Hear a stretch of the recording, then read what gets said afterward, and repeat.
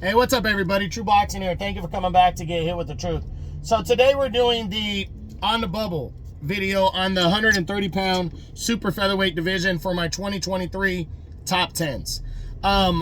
Before we get into that, if you could smash the like button, leave a comment, subscribe to the channel. I really do appreciate any and all support that I can get as I continue to build my channel here. So on the bubble are the fighters that are on the bubble of potentially breaking into the top 10. And what does that mean? That means guys that are names that are right there, that are just outside of the top 10, or guys that are highly rated in the governing bodies, or fighters that are getting opportunities. You know, so there's a pretty solid list of fighters that that I have here. So let's jump in no particular order. We start with Zelfa Barrett.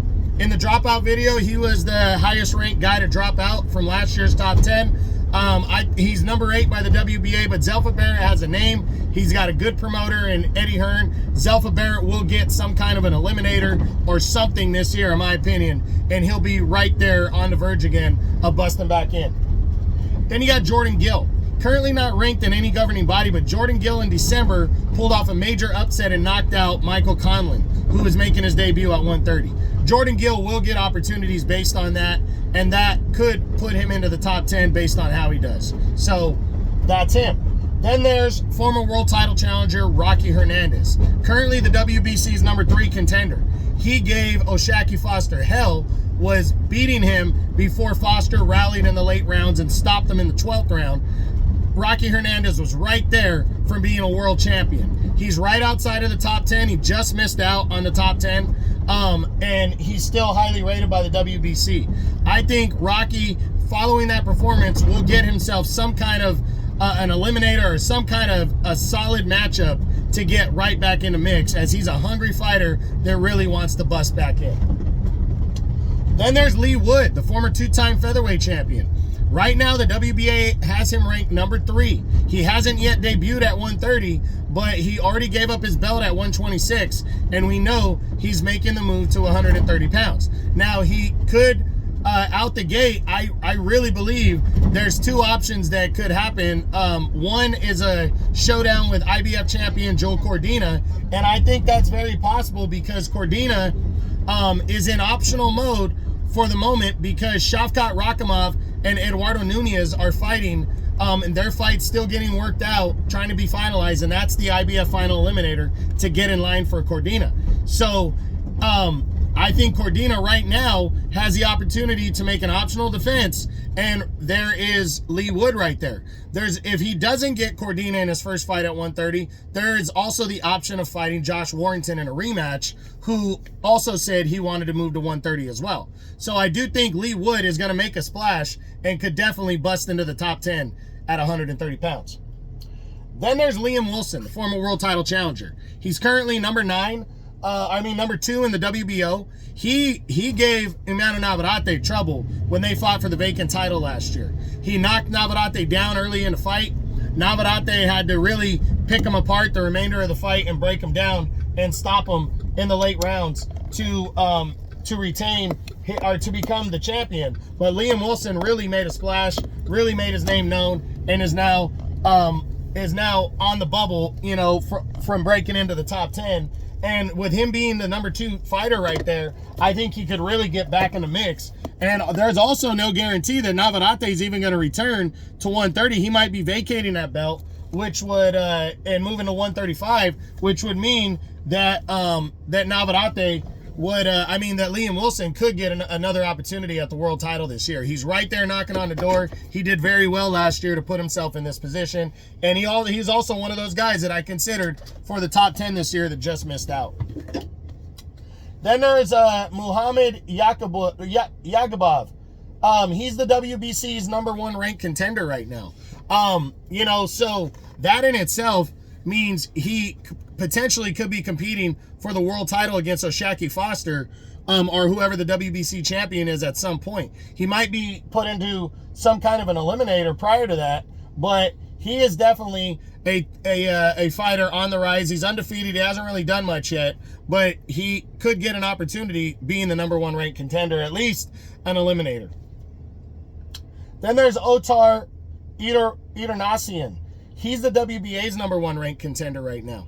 So he could definitely also be getting some kind of opportunity at the WBA belt, at least an eliminator, because Lamont Roach Jr. was the mandatory and fought Hector Luis Garcia in November. So they're definitely, the WBA will definitely be in optional mode next. And with Ederazian not being a big name, he won't get the next shot. But he could fight against whoever the #2 contender is. He could fight that guy, which is Jono Caro. He could fight him in an eliminator to get in line for the title in the second half of the year. So definitely could make a splash and get into the top 10.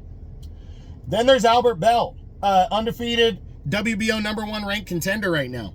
Again, Emmanuel Navarrete might not return to 130, and even if he does, I think the WBO will order Albert Bell, and they're either going to order Albert Bell to fight Navarrete, or they're going to order Albert Bell to fight Liam Wilson in a final eliminator to get in line for Navarrete, or whoever the WBO champion is. So I do believe Albert Bell is going to get an opportunity this year as well, being the #1 ranked contender.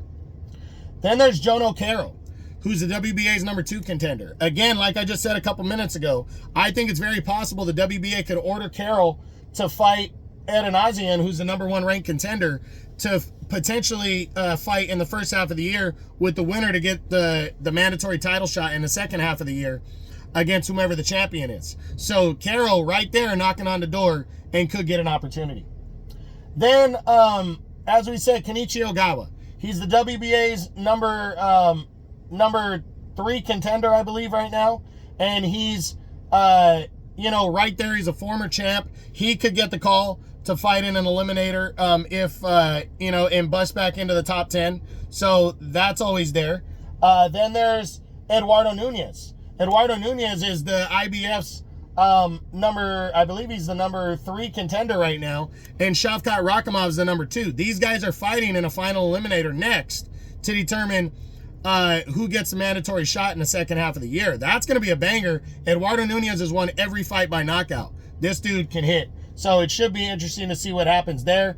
But Rakhimov is a top 5 guy. So if Nunez beats Rakhimov, he's definitely in the top 10. Or even gives him a really good fight, that could bust him into the top 10 if it's close and he doesn't lose by much. Then there's, I think his name is Archie Sharp. He's the WBO's #3 contender. Again, he's knocking on the door. He could be called for an eliminator at some point, if possible. And then finally, I got a guy named Chevalier, who's the WBO's #4 contender right now. So, again, there's a lot of guys here that have opportunities to bust into the top 10, this year. And I think the top 10 could make a drastic change with all these guys knocking on the door. Because there's a lot of fighters right here that are going to be knocking on the door and trying to get opportunities. We just got to see how it shakes out. But that's it. That's what I got.